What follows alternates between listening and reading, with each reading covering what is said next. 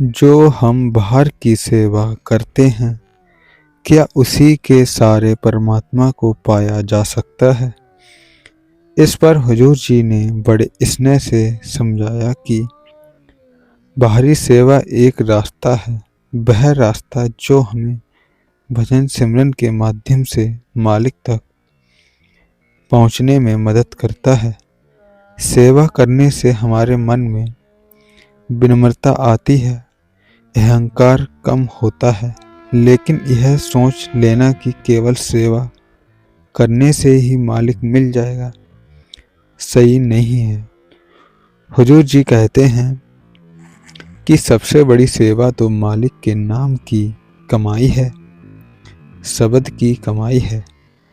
इसके बाद एक और प्रश्न उठा कि क्या हम अपनी किस्मत खुद लिख सकते हैं या मालिक हमारी किस्मत लिखता है? हुजूर जी ने साफ शब्दों में कहा कि भगवान हमारी किस्मत नहीं लिखता, बल्कि हम स्वयं अपनी किस्मत लिखते हैं। हम जैसे कर्म करते हैं उसी आधार पर हमारी किस्मत बनती है और उसी को हमें भोगना पड़ता है। हुजूर जी कहते हैं कि मालिक ने हमें समझ और विवेक दिया है ताकि हम हर कदम सोच समझकर सही दिशा में उठाने की कोशिश करें। हुजूर जी यह भी बताते हैं कि हम कर्मों के बंधन से बच भी सकते हैं अगर हम मालिक पर पूरा विश्वास रखकर जीवन में आगे बढ़ें। इसलिए वे बार बार कहते हैं कि हमें हमेशा मालिक पर अटूट भरोसा बनाए रखना चाहिए।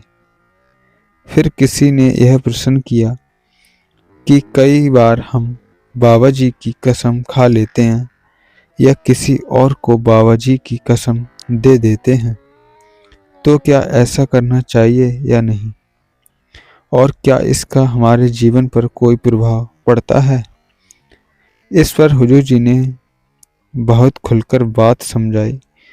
उन्होंने कहा कि कसम खाने से वास्तव में कोई विशेष फर्क नहीं पड़ता।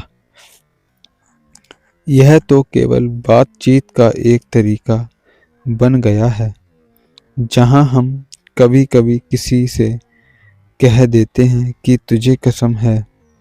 कसमों से अपने आप कुछ नहीं बदलता।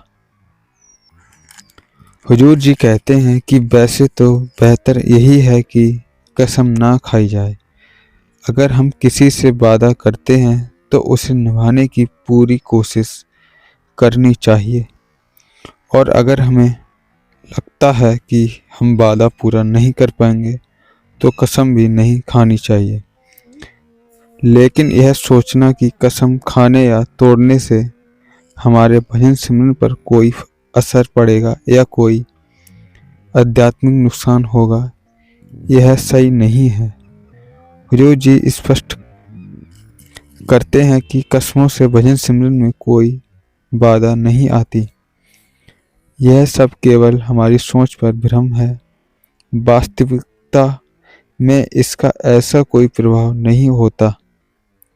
फिर किसी ने प्रश्न किया कि हुजूर जी, कई बार हम सेवा कर रहे होते हैं और उस दौरान कोई हमें परेशान करता है, तो ऐसी स्थिति में क्या हमें सेवा जारी रखनी चाहिए और उस व्यक्ति के साथ हमारा व्यवहार कैसा होना चाहिए? इस पर हुजूर जी ने बहुत सादगी से समझाया कि यदि हम सेवा कर रहे हैं और कोई हमें तंग भी करता है तो हमें उसे नज़रअंदाज करते हुए सेवा करते रहना चाहिए। उन्होंने कहा कि सेवा हमें बाबा जी की करनी है, किसी व्यक्ति के लिए नहीं। हुजूर जी ने जोर देकर कहा कि सेवा हमेशा निष्काम भाव से करनी चाहिए।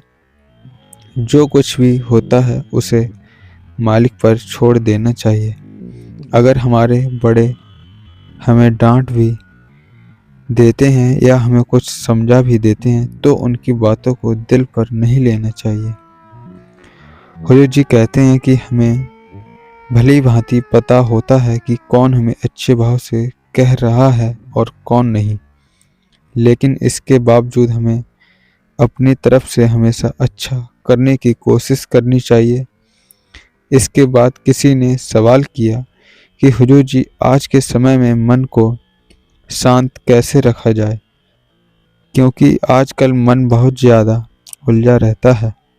इस पर हुजूर जी ने कहा कि या तो हमें भजन सिमरन करना चाहिए या फिर परमात्मा से जुड़े किसी आध्यात्मिक ग्रंथ का पाठ करना चाहिए, जिससे मन को शांति मिल सके। हुजूर जी ने यह भी कहा कि आजकल हम ज़्यादातर समय मोबाइल में लगे रहते हैं। हमें मोबाइल का ज़रूरत से ज़्यादा इस्तेमाल नहीं करना चाहिए।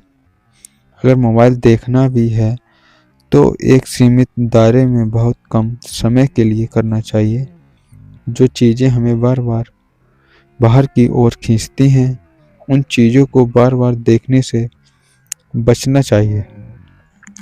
हुजूर जी कहते हैं कि अगर हम संत मत की किताबें पढ़ें, सत्संग में जाएं, तो धीरे धीरे हमारे मन में सच्ची शांति आने लगेगी। फिर किसी ने कहा कि हुजूर जी, कई बार कुछ सत्संगी ऐसे भी होते हैं जिन्होंने नामदान लिया होता है, लेकिन फिर भी वे शराब पीते हैं या नशा करते हैं। तो क्या ऐसे लोगों को सत्संगी कहा जा सकता है?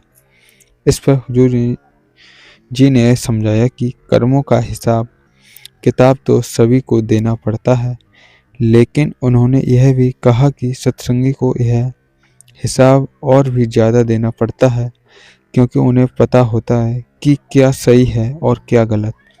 जानबूझकर अगर कोई गलती को दोहराता है तो उसका उत्तरदायित्व भी उतना ही बढ़ जाता है। हालांकि हुजूर जी ने यह भी स्पष्ट किया कि हमें किसी की जांच पड़ताल या परख नहीं करनी चाहिए।